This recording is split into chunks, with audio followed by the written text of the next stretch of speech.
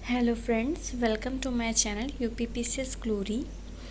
इस वीडियो में मैं वर्ड हिस्ट्री के अपने हैंड रिटन नोट्स को शेयर करना चाहती हूँ, जो कि आप सभी के लिए भी हेल्पफुल होंगे।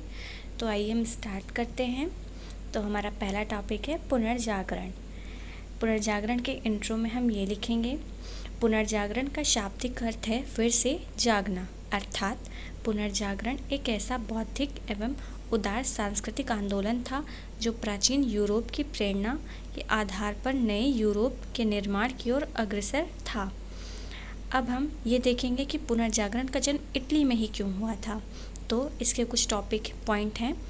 इटली की समृद्धि, रोमन सभ्यता की जन्मस्थली, रोम में पोप के आवास, कुस्तुनतुनिया पतन पर विद्वानों की शरणस्थली, लौकिक शिक्षा पर बल, उदारवादी समाज। अब हम देखेंगे कि पुनर्जागरण के कारण क्या थे।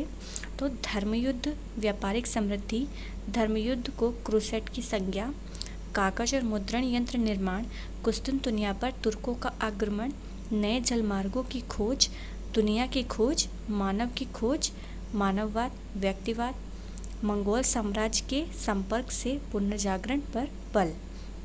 अब हम देखेंगे कि पुनर्जागरण की विशेषताएं क्या थी। तो इसमें देखेंगे मानवीय तर्क, तार्किक दृष्टि, अन्वेषणात्मक बुद्धि और अनुभव, व्यक्तिगत अभिव्यक्ति व रचनात्मकता पर बल, जैसे प्रिंटिंग प्रेस, लोकतंत्र, गणतंत्र, कंपास, रक्त परिसंचरण तंत्र की खोज। आगे धर्मनिरपेक्ष दृष्टिकोण व समानता, मानव व लौकिक जीवन, चर्च पर नियंत्रण, राष्ट्रीयता की भावना, सहज सौंदर्य की उपासना। अब हम देखेंगे पुनर्जागरण के प्रभाव क्या क्या रहे हैं। तो देखेंगे पुनर्जागरण का साहित्य पर क्या प्रभाव था।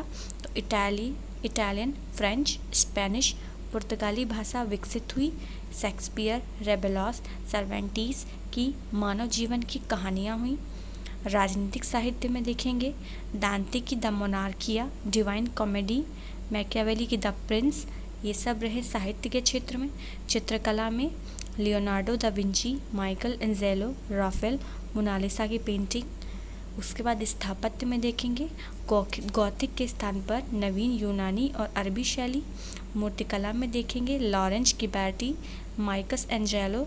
विज्ञान के क्षेत्र में केपलर का कॉपरनिकस सिद्धांत, न्यूटन का गुरुत्वाकर्षण व दूरबीन।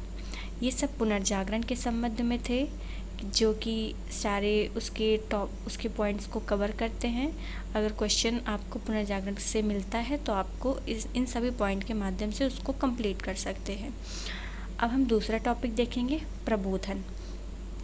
प्रबोधन का अर्थ है एक लंबे काल के अंधकार के पश्चात ज्ञान के प्रकाश का युग। यह अंधकार था अहिष्णुता का, अज्ञानता का, अंधविश्वास का तथा अतीत के प्रति दासता का बोध होने का। प्रबोधन का आधार पुनर्जागरण, धर्म सुधार आंदोलन एवं वाणिज्यिक क्रांति ने तैयार किया था। अब हम देखेंगे प्रबोधन को प्रेरित करने वाले कारक क्या क्या थे। तो पुनर्जागरण के फलस्वरूप मध्यम वर्ग का उदय, राजतंत्रवादी निरंकुशता, अंधविश्वास, कुलीन वर्ग, हठधर्मिता को चुनौती, वाणिज्यवाद के कारण नवीन शहर की स्थापना, धर्म सुधार आंदोलन, चर्च की कमजोर शक्ति, राज्य संप्रभुता, जन कल्याण, भौगोलिक अन्वेषण, मानवतावाद, 16वीं शताब्दी की वैज्ञानिक क्रांति।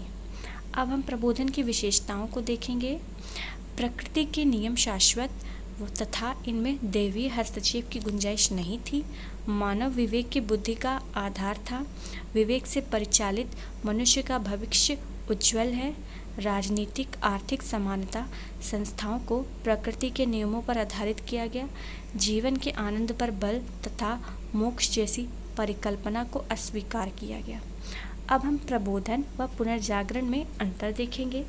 पुनर्जागरण के मानववादियों के अनुसार अतीत से प्राप्त ज्ञान महत्वपूर्ण है, किंतु प्रबोधन के चिंतकों के अनुसार वही ज्ञान महत्वपूर्ण है जो मानव विवेक से समर्थित है। पुनर्जागरण काल में सैद्धांतिक ज्ञान महत्वपूर्ण, प्रबोधन अनुसार वही ज्ञान उपयोगी जो वास्तविक जीवन में उपयोगी हो। पुनर्जागरण बुद्धिवादी मनोदशा पर आधारित था, प्रबोधन का बल मानव जीवन को आनंदमय बनाना था। अब हम इसके प्रमुख विचारकों को देखेंगे जो इससे प्रबोधन से संबंधित थे। तो सबसे पहले हम मॉन्टेस्क्यू के बारे में देखेंगे। इनकी विख्यात रचना थी द स्पिरिट ऑफ लॉज, जो कि शासन की प्रणालियों पर विचार था। दासता, धार्मिक उपचार, अत्याचार, निरंकुशता पर बौद्धिक आक्रमण, शक्ति पृथक्करण का सिद्धांत, संस्थाओं को परस्पर नियंत्रण व संतुलन माध्यम से स्वेच्छाचारी बनाना, परिस्थिति न बनने की वकालत की। उसके बाद हम कांट के बारे में देखेंगे। कांट के बारे में ये बात है कि ये व्यक्तिवादी दर्शन, विशुद्ध विवेक तथा द्वारा सही ज्ञान का भेद कराया। मनुष्य की आत्मिक शक्ति उसकी भौतिक शक्ति की अपेक्षा अधिक महत्वपूर्ण बताई। सार्वभौमिक नैतिक विधि और स्वतंत्रता की व्याख्या की। व्यवहारिक राजनीति की उपेक्षा राजदर्शन पर ध्यान दिया। राज्य को राज्य के अस्तित्व को स्वीकारा। स्वतंत्र विधि अधिकार महत्वपूर्ण बताए। अब हम रूसो के बारे में देखेंगे। इनकी पुस्तक सोशल कॉन्ट्रैक्ट थी, जिसमें था मनुष्य स्वयं पैदा हुआ है, फिर भी बाहर कहीं वह जंजीरों से जकड़ा हुआ है। निरंकुश शासन पर भीषण प्रहार किया, जैसे राजा जनता का प्रतिनिधि बताया। निजी संपत्ति की अवधारणा को नकारा। सामाजिक असमानता प्रकृति विरोधी माना। वॉल्टेयर के बारे में हम देखेंगे।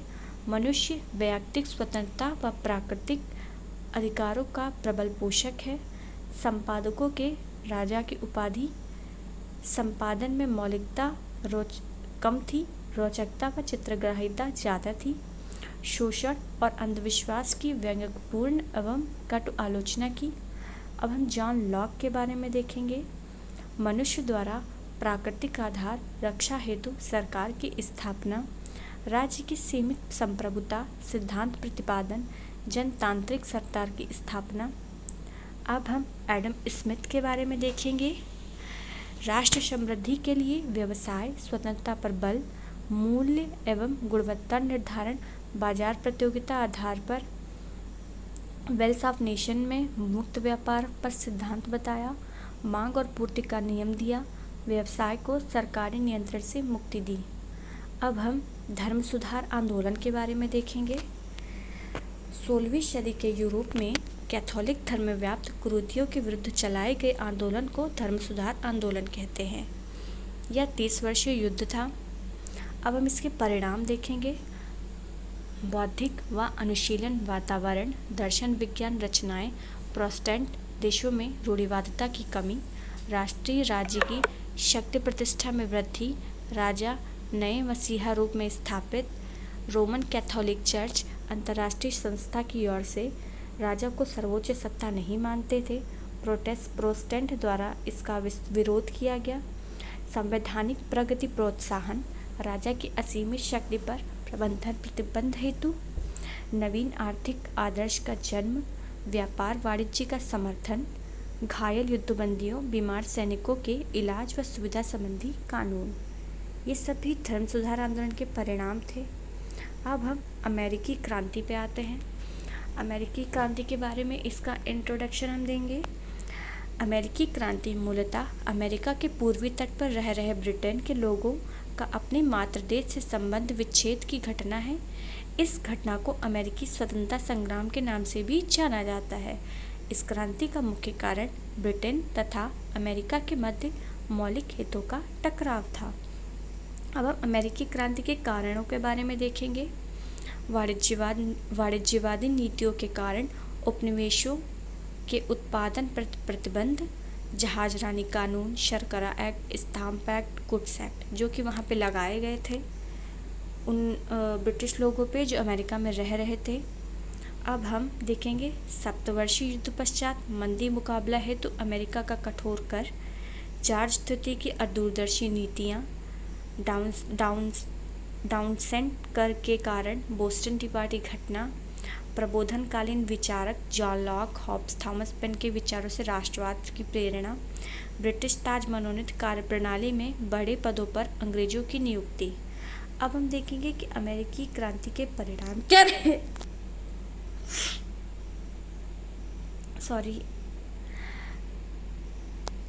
1781 में युद्ध समाप्ति व 13 स्वतंत्र राज्यों द्वारा संघ की स्थापना, 1789 में संविधान लागू व गणतंत्र स्थापना। 1791 में अमेरिकी संविधान में 10 संशोधन।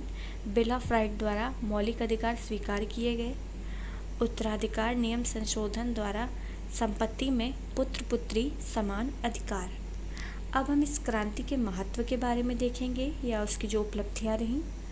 जन संप्रभुता की अवधारणा, सीमित मताधिकार, संविधान की शुरुआत वी द पीपल से हुई। संघात्मक ढांचा विकास, सरकार बहुभाषी नस्ल और संप्रदाय आधारित। जनता को परिवर्तित सामाजिक व्यवस्था प्राप्ति, जिसमें धन परंपरा विशेषाधिकार का महत्व कम, मानवीय समानता का महत्व अधिक। डिलाडेल्फिया सम्मेलन में स्वतंत्रता के मानवीय अधिकारों को महत्व। अब हम देखेंगे कि अमेरिकी क्रांति का ब्रिटेन पर क्या प्रभाव रहा और अमेरिकी क्रांति का फ्रांस पर क्या प्रभाव रहा। तो ब्रिटेन पर प्रभाव देखेंगे, कुलीन तंत्र तथा राजतंत्र पर प्रहार, औपनिवेशिक नीतियों में आवश्यक परिवर्तन, पुराने उपनिवेशों को क्रमशः स्वशासी डोमेन में परिणत किया गया, नवीन क्षेत्रों में उपनिवेशीकरण हुआ जैसे ऑस्ट्रेलिया, न्यूजीलैंड। अब हम अमेरिकी क्रांति का फ्रांस पर प्रभाव देखेंगे। 1789 में स्वतंत्रता समानता की गूंज से फ्रांस प्रेरित, क्रांति के आदर्शों से फ्रांस प्रेरित तथा परिवर्तन की मांग प्रारंभ। अमेरिकी युद्ध में मदद के कारण फ्रांस की राजतंत्रीय कमजोरी उजागर। अब हम नेक्स्ट वीडियो में अमेरिकी गृह युद्ध के बारे में देखेंगे। आपको मेरी क्लास अच्छी लगी हो तो प्लीज़ इसको लाइक कर दीजिएगा, सब्सक्राइब कर दीजिएगा। Thank you.